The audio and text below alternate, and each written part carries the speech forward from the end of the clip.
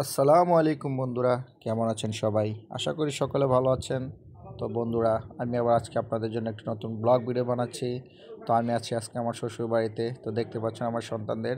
তো বন্ধুরা, শ্বশুরবাড়িতে আসার পর দেখলাম আমার সন্তান দুটি অসুস্থ। তো ভাবলাম তাদেরকে ডাক্তারের কাছে নিয়ে যাওয়ার দরকার। তো আমার ওয়াইফ বলতেছে চলো ডাক্তারের কাছে নিয়ে যাই। তো ডাক্তারের জন্য আমরা রওনা দিয়ে দিচ্ছি। তো আমার বড় ছেলে বলছে, বাবা ক্যামেরা আমার হাতে দাও, ক্যামেরা আমার হাতে দাও। দেখতে পাচ্ছেন কান্নাকাটি করতেছে। তো কি আর করা, দিয়ে দিলাম তার হাতে। দেখতে পাচ্ছেন সে ভিডিও করছে। তো আমিও দিয়ে দিলাম, বললাম যে নাও তাহলে তুমি ভিডিও করো। সে ক্যামেরা কিভাবে ধরবে এখনো বুঝতে পারতেছে না, বলতেছে বাবা আমাকে দৌড়িয়ে দাও। পরে কি আর করে, এই যে দৌড়িয়ে দিলাম, ক্যামেরা নিয়ে আগে হাঁটছে দেখতে পাচ্ছেন, আর হাসতেছে। তো আমার কাছে খুব ভালো লাগছে যে আমার ছেলে ক্যামেরা নিয়ে হাঁটছে, আমার ক্যামেরাম্যান হয়ে গেল একজন ধরার জন্য। এতদিন ক্যামেরাম্যানের অভাবে ভুগছিলাম। তো আমার কাছে খুব ভালো লাগতেছে। তো আমার ছেলে আগে আগে হাঁটতেছে, দেখতেছেন সবার আমার আগে আগে ধরতেছে। তো এখন আমরা রাস্তায় যাব। তো আমার ওয়াইফ একটু পিছনে পড়ে গেছে, তার জন্য অপেক্ষা করতেছি। এখন রাস্তায় উঠে আমরা অটো তুলবো, অটোতে করে আমি বাঞ্ছারামপুর ডাক্তার দেখাবো। তারপর বলছে বাবা ক্যামেরাটা দিয়ে দাও আমার হাতে। তো আমার ছেলে আমার হাতে ক্যামেরাটা দিয়ে দিল। তো এখন আমরা অটোর অপেক্ষায় আছি, অটো আসলে চলে যাবো আমরা বাঞ্ছারামপুরের উদ্দেশ্যে। বন্ধুরা, ডাক্তার দেখিয়ে আসলাম, আমার ছেলেদের টেস্ট দিল, রক্ত টেস্ট দিল আমার বড় ছেলের। আর আরাতের কোনো টেস্ট দেয়নি, যদিও তার ওষুধ দিয়ে দিয়েছে। তো আমরা এখন আছি স্বপ্ন ছোঁয়া সুপার শপে। তো আমার ওয়াইফকে বললাম চলো একটু ঘুরে আসি। তো আমার ওয়াইফ বললো চলো কিছু কেনাকাটা করতে হবে। তো চলে আসলাম স্বপ্ন ছোঁয়া সুপার শপে। তো এসে দেখতে পাচ্ছেন বাচ্চারা এত কিছু দেখে পুরাই তাদের মনে হয় যে কী নিয়ে কী নেবে তারা খুব। আর আমার কাছে খুবই ভালো লাগছে যে তারা খুব খুশি।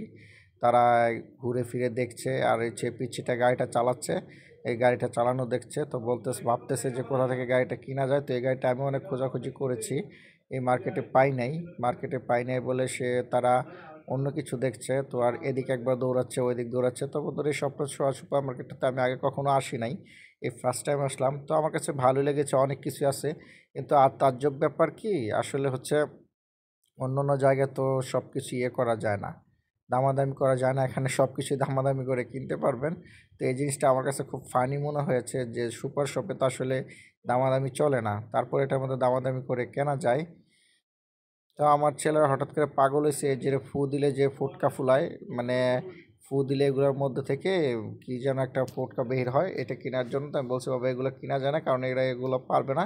তারপর তাদেরকে ফিডার চকলেট কিনে দিলাম, তারা খুব খুশি ফিডার চকলেট পেয়ে। বলতেছে বাবা ফিডার চকলেট। তো ফিডার চকলেট কিনে দিলাম। তো এখন বলতেছে বাবা খুলে দাও।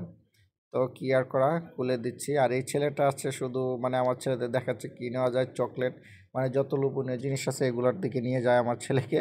আর তারাও তো দেখে দেখে বাবা এটা কিনে দাও, ওটা কিনে দাও।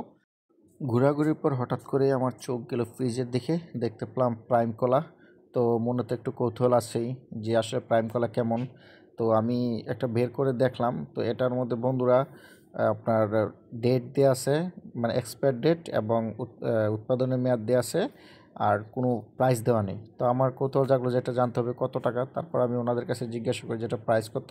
বলে 250 টাকা। আমি তো পুরাই মাথায় হাত। আমি বলে কি 250 টাকা, এটার মধ্যে কী এমন আছে 250 টাকা? বন্ধুরা, আমার জানা মতে আফগানিস্তানে এগুলো বিক্রি হয় বাংলাদেশি টাকায় 45 থেকে 50 টাকা। আর দেখেন বাংলাদেশে সেটা 250 টাকা হয়ে যায়। তাহলে আমরা দুর্নীতির কী শিখরে পৌঁছেছি?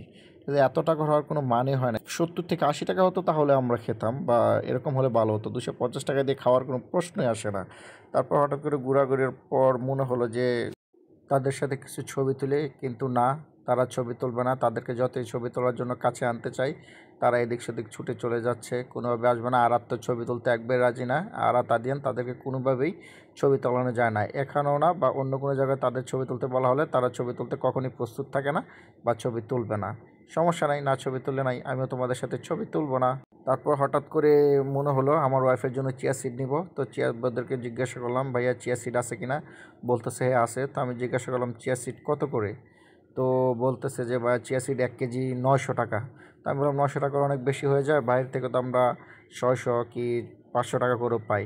বলছে ওইটা ফ্রেশ না। আমি কাছে বুঝতে পারলাম তোমাদেরটা ফ্রেশ। এখন 600 টাকা পারবে কিনা বলো।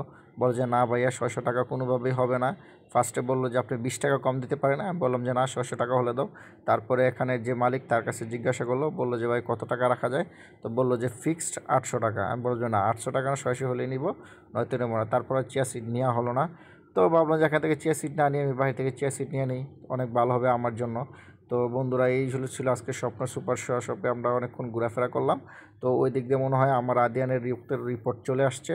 তো আমরা আবার ডাক্তার দেখে বাড়ির দিকে চলে যাব। তো সন্ধ্যা হলে আবার আমার শ্বশুরবাড়ি এলাকার সিএনজি পাওয়া যায় না, খুব কষ্ট হয় যাওয়ার জন্য।